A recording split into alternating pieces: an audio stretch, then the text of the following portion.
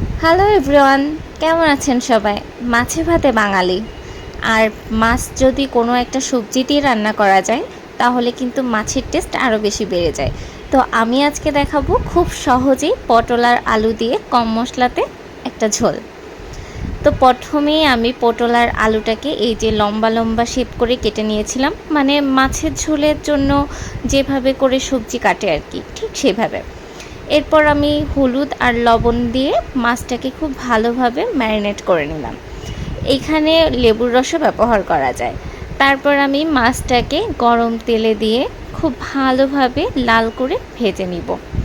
অনেকেই দেখেছি মাছ কাঁচা করে ভাজে, কিন্তু তাতে মাছের একটা কাঁচা গন্ধ থেকে যায়। তাই মাছটাকে বেশ ভালোভাবে লাল করে ভেজে নিতে হবে। বিশেষ করে একটু বড় মাছের ক্ষেত্রে লাল করে ভাজলে রান্নার টেস্ট আরও বেশি ভালো হয়। এরপর আমি মাছ ভাজা হয়ে গেলে মাছগুলোকে তুলে রাখবো।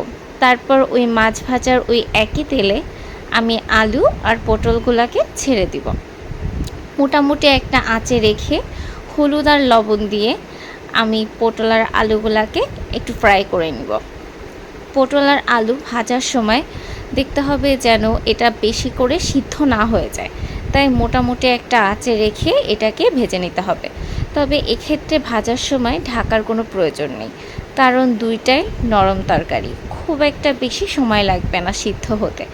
তাই বেশি একটা আঁচে ভাজা দরকার নেই, একটু লাল লাল করে ভেজে নিলেই হবে। এরপর আমি আলু পটলগুলোকে তুলে নিয়ে এখানে আমি দিয়ে দিচ্ছিলাম কিছু ফোড়নের মশলা। এখানে আমি দিয়েছিলাম কাঁচা ঝাল, তেজপাতা, জিরা আর একটু গরম মশলা। এরপর ওই ফোড়নের সাথে আমি একটা যখন ফোড়নের ফ্লেভার চলে আসবে তখন আমি দিয়ে দিয়েছিলাম পেঁয়াজ কুচি। পেঁয়াজটাকে আমি ফোড়নের সব কিছুর সাথে খুব ভালোভাবে ভেজে নিয়ে একে একে এখানে দিয়ে নিলাম সব ধরনের গুঁড়া মশলা। দিয়েছিলাম হলুদ গুঁড়া, জিরার গুঁড়া এবং ঝালের গুঁড়া। কিন্তু আমি এই রান্নাটা কাঁচা ঝাল দিয়ে বেশি করছি, সেজন্য ঝালের গুঁড়ার পরিমাণটা কম দিয়েছি। এরপর আমি এখানে যেহেতু মশলাটাকে কষাবো, তাই এখানে কিছুটা জল ব্যবহার করেছি। আর যে কোনো রান্নার ক্ষেত্রে ওই যে সব সময় বলি যে মশলা কষানোটা অনেক বেশি ইম্পর্টেন্ট। তাই ভালো করে মশলা তেল ছেড়ে আসলে ভালোভাবে কষিয়ে নিয়ে এখানে আমি সবজিগুলা দিয়ে কিছুটা সময় কষিয়ে নিব। সবজি দিয়ে কিছু সময় কষিয়ে এখানে আমি মাছ দিয়ে নিব। আর এই রান্নাটা যখন আমি করছিলাম তখন না খুব সুন্দর বৃষ্টি হচ্ছিল। আমি বিদ্যুৎ চমকানো আর বৃষ্টি দেখতে দেখতে এই রান্নাটা করছিলাম। ওই যে মাঝে মাঝে দেখবেন বিদ্যুৎ চমকানোর আলো এসে আমার রান্নাতে পড়ছে। তো যাই হোক, তো আমি এখানে পটলের সাথে মানে তরকারির সাথে মাছটাকে খুব ভালোভাবে কষিয়ে নিয়েছিলাম। এখানে আমি প্রায় 10 মিনিটের মতো অল্প আঁচে হালকা মাঝে মাঝে জল দিয়ে খুব ভালো করে মাছের তরকারিটা কষিয়ে নিয়েছিলাম।